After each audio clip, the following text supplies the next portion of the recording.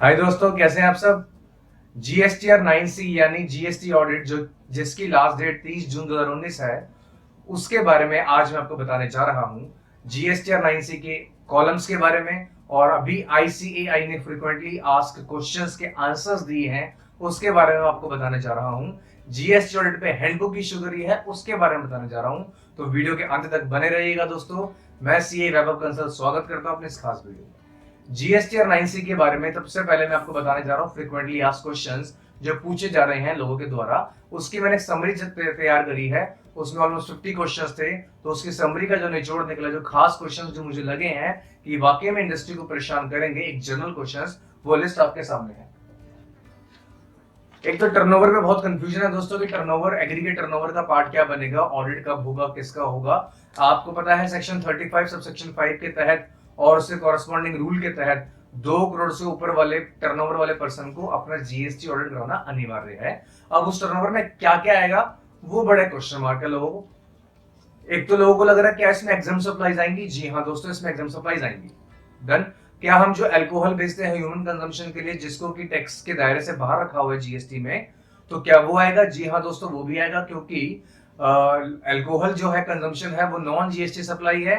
अगर आप exempt supply की डेफिनेशन पढ़ेंगे तो उसमें इंक्लूडिंग नॉन जीएसटी सप्लाई आता है, और अगर आप एग्रीगेट टर्नओवर की डेफिनेशन पढ़ेंगे तो उसमें एग्जाम सप्लाई भी आता है। तो इनडायरेक्टली नॉन जीएसटी सप्लाई भी एग्रीगेट टर्नओवर का पार्ट बन गया, यानी वो पार्ट भी इसके अंदर आता है। दूसरी कंफ्यूजन क्या आ रही है दोस्तों की जीएसटीआर ऑडिट जो 2 करोड़ का टर्नओवर देखना है हमें, वो 9 मंथ का देखना है या 12 मंथ का देखना है दोस्तों, इसके ऊपर कोई क्लैरिटी नहीं है। और लॉ में 12 मंथ्स वर्ड लिखा हुआ है, इसलिए आईसीएआई रेकमेंड करता है कि आप अपने 12 महीने का टर्नओवर देखें, और अगर 12 महीने में 2 करोड़ से अधिक आपका टर्नओवर है तो आप जीएसटी ऑडिट जरूर करवाएं, चाहे आपका 9 महीने का टर्नओवर 2 करोड़ से कम ही क्यों ना हो। फॉर एग्जाम्पल, आपका फर्स्ट क्वार्टर का टर्नओवर था से 60 लाख और बाकी 9 मंथ्स का टर्नओवर था आपका से 1.5 सीआर, तो आपका टोटल टर्नओवर कितना हो गया? 2 करोड़ 10 लाख। तो आपको जीएसटी ऑडिट करवाना अनिवार्य बन जाता है। इसके अलावा और क्या आता है कि आपको जो, मान लो आपकी मल्टी ब्रांच पे आप रजिस्टर्ड थे, सर्विस टैक्स के अंदर सेंट्रलाइज रजिस्ट्रेशन था, दिल्ली, मुंबई, कोलकाता, चेन्नई, बैंगलोर एंड अलग अलग जगहों पे आपका, सब जगहों पे थोड़ा थोड़ा टर्नओवर है, किसी में 40 है, किसी में 50 है, किसी में 60 है, और आपके टोटल टर्नओवर 2.5 करोड़ आता है, तो आपको सब ब्रांचेस का ऑडिट करवाना पड़ेगा दोस्तों, चाहे एक ब्रांच का टर्नओवर 2 करोड़ से कम है। ये सब बातें मैं अपनी पहले वाली वीडियो में बता चुका हूं। आईसीएआई की क्लैरिफिकेशन आई थी उससे पहले, क्योंकि लॉ पढ़ के जो क्लैरिटी मुझे आई थी वही आईसीएआई में बैठे हुए हमारे जीनियसिस को आई हुई है। Very good. और अगर मान लो किसी पर्सन का सिर्फ एग्जाम्प्ट टर्नओवर है, तो क्या वो जीएसटी ऑडिट करवाएगा अगर वो 2 करोड़ से एक्सीड करता है? दोस्तों सबसे पहले तो अगर किसी का सिर्फ एग्जाम टर्नओवर है, उसको रजिस्ट्रेशन लेने की आवश्यकता नहीं थी, किसी वजह से उसने रजिस्ट्रेशन लिया है। मैं बात कर रहा हूं एक्सक्लूसिवली एग्जाम टर्नओवर की, यानी 100% एक्सक्लूसिवली एग्जाम टर्नओवर। किसी वजह से उसने रजिस्ट्रेशन लिया है और उसका टर्नओवर 2 करोड़ से एक्सीड करता है, यानी एग्जाम टर्नओवर, तो भी उसे ऑडिट करवाना पड़ेगा। तो भी उसे ऑडिट करवाना पड़ेगा दोस्तों, तो भी उसे ऑडिट करवाना पड़ेगा। राइट दोस्तों। इसके अलावा क्या डॉक्यूमेंट्स आपको चाहिए? जीएसटी ऑडिट करते हुए आपको ऑडिटेड फाइनेंशियल चाहिए होते हैं दोस्तों, जो आपको अपलोड करने पड़ेंगे।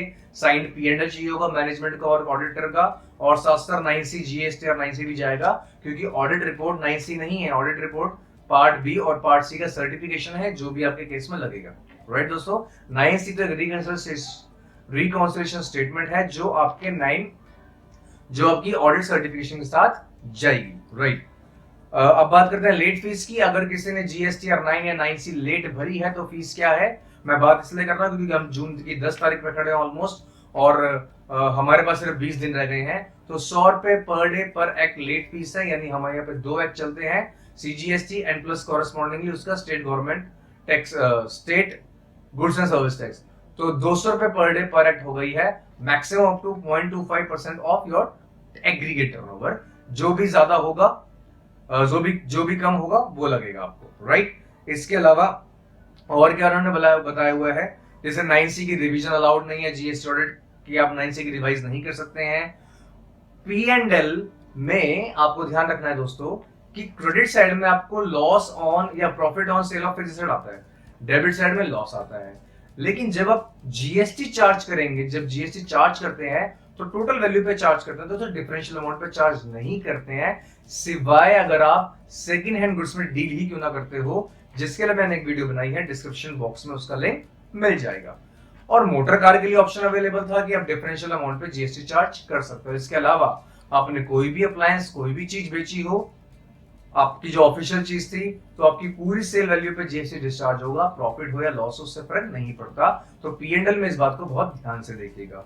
इसके अलावा कुछ चेंजेस की गए हैं जीएसटी 9C फॉर्म के अंदर, जो बहुत पहले आया था और बाद में आया था। सबसे पहले जीएसटी 9C के अंदर सिर्फ सीए के या सीडब्ल्यू के साइन थे, अब मैनेजमेंट साइन भी है, ताकि ड्यूअल रिस्पॉन्सिबिलिटी हो जाए उस ऑडिट की। और एक बात और भी क्लैरिफाई कर दी गई थी सीबीएसई के द्वारा बहुत पहले ही, कि अगर आप इंटरनल ऑडिटर हैं तो आप जीएसटी ऑडिट नहीं कर सकते। आप सोच रहे होंगे ये वेरियस एस्पेक्ट के क्वेश्चंस हैं, एक ही जगह कहां से आ गए, क्योंकि ये फ्रीक्वेंटली आस्क्ड क्वेश्चंस में से निकाले गए हैं, इसलिए अलग अलग तरह के क्वेश्चंस आपके सामने आ रहे हैं, एक पैटर्न में नहीं आ रहे हैं, राइट। अब जीएसटी 9C की रिपोर्टिंग की बात करता हूं दोस्तों। जीएसटी 9C की रिपोर्टिंग के लिए मेरे को एक फॉर्म चाहिए। मेरे पास जीएसटी और 9C फॉर्म है, पूरा का पूरा विद इंस्ट्रक्शंस फॉर्म है। तो मैं कोशिश करता हूं आपको 5 to 10 मिनट्स में इसको समझाने की है फॉर्म एक्चुअली है क्या और क्या बोलना चाहता है। मैं बहुत ज्यादा कॉलम तो इसके एक्सप्लेन नहीं करूंगा, लेकिन मोटे मोटे जो बहुत इंपॉर्टेंट कॉलम है वो जरूर एक्सप्लेन करूंगा। तो एक पेन और पेपर लेके बैठिएगा, और हो सके तो फॉर्म 9C का प्रिंट आउट निकाल के उसको लेके बैठिएगा, ठीक। 9 का मैंने बता दिया है आपको पिछले ही वीडियो में अपनी, तो डिस्क्रिप्शन बॉक्स में उसका लिंक चेक करिए। सिर्फ 15 मिनट की वीडियो है, पूरी जीएसटी 9 भर जाएगी आपकी दोस्तों, और वो वीडियो में सारी क्लैरिफिकेशन है, कोई भी क्वेश्चन नहीं उठेगा आपका। फिर भी उठेगा तो आप मेरे को कमेंट पूछ सकते हैं, क्वेश्चंस पूछ सकते हैं। 9C फॉर्म पार्ट 1 बहुत ही बेसिक है, आपका नाम, जीएसटी नंबर, लीगल नेम वगैरह वगैरह वगैरह, कुछ खास नहीं है। इसमें खास पॉइंट है, are you liable to audit under any act, क्या आप इनकम टैक्स में, कंपनीज एक्ट में कोई ऑडिट करवाने के लायक है या लायबल है? तो आंसर इज यस। अगर यस है तो यस कर दीजिए, अदरवाइज नो कर दीजिए, राइट। वैसे ऐसा होगा नहीं, क्योंकि अगर आपका 2 करोड़ का टर्नओवर है तो टैक्स ऑडिट के लिए तो लायबल हो ही जाएंगे, तो मोस्ट प्रोबेबली यहाँ पे यस ही आना चाहिए, राइट दोस्तों। पार्ट 2 बहुत इंपॉर्टेंट है, reconsideration of turnover declared in audited financial statement with turnover declared in annual return, right. 9 का और बुक्स का मैचिंग करनी है आपको, यहाँ पे और कुछ नहीं है। पहले पार्ट में आपको टोटल टर्नओवर आएगा, यहाँ पे 12 मंथ्स का टर्नओवर आएगा दोस्तों, यहाँ पे टोटल टर्नओवर आएगा आपका यहाँ पे जो ऑडिटेड फाइनेंशियल्स के हिसाब से होगा। इसके बाद unbilled revenue at the beginning of the financial year. Unbilled revenue दोस्तों वो होते हैं जिनको मैंने बिलिंग नहीं करी है, पेमेंट भी नहीं है, पर रेवेन्यू रिकॉग्नाइज हो चुका है, यानी अकॉर्डिंग टू अकाउंटिंग स्टैंडर्ड्स वो इनकम है मेरी, पर अकॉर्डिंग टू जीएसटी मेरा टाइम ऑफ सप्लाई नहीं बनता, तो मैंने उस पर जीएसटी डिस्चार्ज नहीं किया होगा दोस्तों, राइट। लेकिन वो मेरे पी&एल की इनकम का पार्ट बन जाएगा। तो जो ओपनिंग वाला है वो यहाँ पे ऐड हो जाएगा, और जो एंड वाला है वो लेस हो जाएगा पॉइंट नंबर H के अंदर, राइट। ऐसे ही अनएडजस्टेड एडवांसेस होते हैं एट द फाइनेंशियल ईयर। इसमें क्या होता है दोस्तों, ये मेरी इनकम का पार्ट नहीं बने as per the accounting standards, but मेरे जीएसटी में ये टैक्सेबल है दोस्तों। जैसे आप स्टॉक ट्रांसफर करते हैं तो आपका इनकम नहीं है, अकाउंटिंग स्टैंडर्ड्स मना करते हैं, अपने ही घर से दूसरे घर में आप बेच रहे हो तो स्टॉक ट्रांसफर पे इनकम नहीं बोलता, लेकिन जीएसटी बोलता है। अगर इंटरेस्ट से स्टॉक ट्रांसफर करते हो तो टैक्स देना पड़ेगा आपको। तो इसकी एडजस्टमेंट भी सी पार्ट में और आई पार्ट में की गई है। तो ये ऐसी एडजस्टमेंट है। Point number D, deemed supply. कई तरह की ऐसी सप्लाई है जो डीम्ड होती है, तो आपको वो यहाँ डालनी है। जो जीएसटी में सप्लाई है, अकाउंट्स में नहीं है, वो ऐड करनी है आपको। क्रेडिट नोट्स की एडजस्टमेंट है, डिस्काउंट्स की एडजस्टमेंट है, क्योंकि डिस्काउंट्स को जीएसटी में टैक्सेबल और कुछ डिस्काउंट्स को जीएसटी में टैक्सेबल और वहां टैक्स नॉन टैक्सेबल माना गया है। इसके अलावा आपके एडजस्टमेंट्स हैं टर्नओवर कॉम्पोजिशन स्कीम का, या अप्रैल से जून का टर्नओवर आप यहाँ पे लेस करेंगे। इस तरह से रिकंसिलिएशन बनाते बनाते आप अपने कॉलम नंबर पी पे पहुंच जाएंगे। फिर कॉलम नंबर क्यू से उसको कंपेयर करेंगे। कॉलम नंबर क्यू जीएसटी और 9 से 5N कॉलम से पिक होकर डायरेक्टली यहाँ पे लिंक हो जाएगा। इसके बाद भी अगर आपको कोई डिफरेंस बचता है तो उसके रीजंस लिखेंगे, वैलिड रीजंस लिखे जाएंगे यहाँ पे, और फिर उसको ऑथेंटिकेट किया जाएगा ऑडिटर के द्वारा कि वो रीजंस ठीक है या नहीं है। इसके अलावा पार्ट 7 के अंदर अगर आपने रिकंसिलिएशन, हम रिकंसिलिएशन बनाएंगे इसमें एग्जम्प्टेड, जीरो रेटेड, यानी ऐसा टर्नओवर जो कि टैक्स पेमेंट के लिए ज्यादा लायबल नहीं होता है। रिवर्स चार्ज की बात इसके अंदर आती है, तो इसके अंदर ये सब चीजें आएंगी जो कि आपकी रिकंसिल हो जाएगी जीएसटी 9 से। आगे कोई डिफरेंस आएंगे तो आप इसमें प्लॉट करेंगे। अब दोनों ही आउटपुट सप्लाई में जो डिफरेंस आएगा उसके लिए मैचिंग करनी है हमारे को रिकंसिलिएशन ऑफ टैक्स पेड से, कॉलम नंबर 9 पार्ट नंबर 3 में।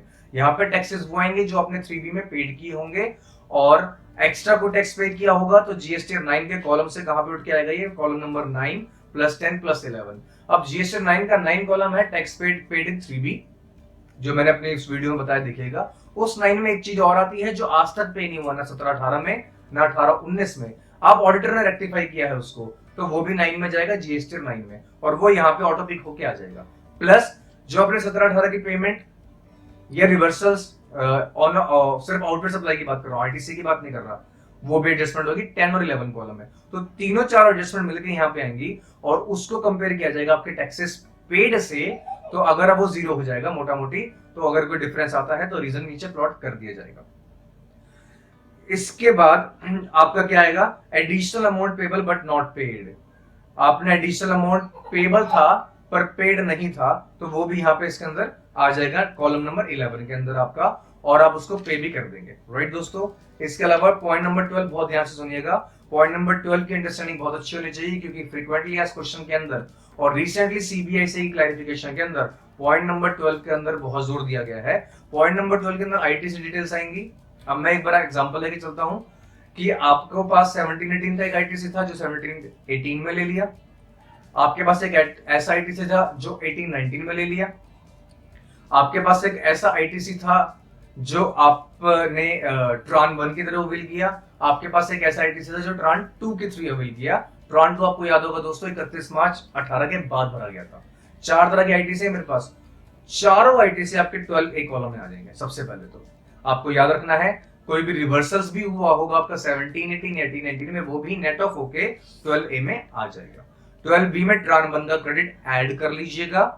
12 सी में आपका ऐसा क्रेडिट जो 18-19 में लिया गया था, चाहे वो अमेंडमेंट्स के थ्रू, अगर रिवर्स किया गया था तो लेस कर देना, ट्रान 2 में लिया गया तो ऐड कर देना, यानी अवेल इन 18-19 माइनस रिवर्स इन 18-19 प्लस अवेल एज ट्रान 2, वो तीनों चीजें 12 सी में जाएंगी। 12 डी में ऑटोमेटिक कैलकुलेशन हो जाएगी। 12 ई भी ऑटोमेटिक 9 से पिक होके आएगा। 7 जे कॉलम से आएगा आपके जीएसटी और 9 के। रिकैंसिलेशन हो जाना चाहिए दोस्तों, डिफरेंस नहीं आना चाहिए, स्टिल आता है रीजंस दीजिए। Last but not the least, आपके P&L का एक्सपेंस साइड का जिस पे आईटीसी लिया हुआ है वो खर्चा आएगा। खर्चों के कुछ नाम भी दे रखे हैं, अगर ऐसा खर्चा जो आपको वहां नहीं, जहां नहीं दिख रहा वहां है, आप उसको हैंड पंच करके ठीक करके डाल सकते हैं। उसके सामने कितना आईटीसी बनता था वो लिख लीजिएगा, कितना आपने ले लिया, कभी हो सकता है मैंने इनएलिजिबल चक्कर में छोड़ दिया हो तो वहां पे डिफरेंस आएगा, अदरवाइज सेम एक्सपेंस आएगा। इसको भी जीएसटी 9 के 7 जे कॉलम से लिंक किया जाएगा, रिको किया जाएगा, डिफरेंस का रिको बनाया जाएगा और बात खत्म। उसके अलावा अगर आपका डिफरेंस बनता है और ऑडिटर की कोई रिकमेंडेशन है तो वो आपसे एडिशनल टैक्स पे करवा सकता है और आपको बोल सकता है कि आप एडिशनल टैक्स पे कीजिए। ये आपकी मर्जी है, ये क्लाइंट की मर्जी है, वो पे करे या ना करे। वो करता है तो वेल एंड गुड, नहीं करता है तो आप अपनी क्वालिफिकेशन अपने ऑडिट रिपोर्ट में डाल दीजिएगा। As simple as that. ये थी मेरी छोटी सी वीडियो जीएसटी 9 के लिए, और मुझे उम्मीद है आपको वीडियो पसंद आएगी। चैनल को सब्सक्राइब कीजिए, लाइक कीजिए। Thank you.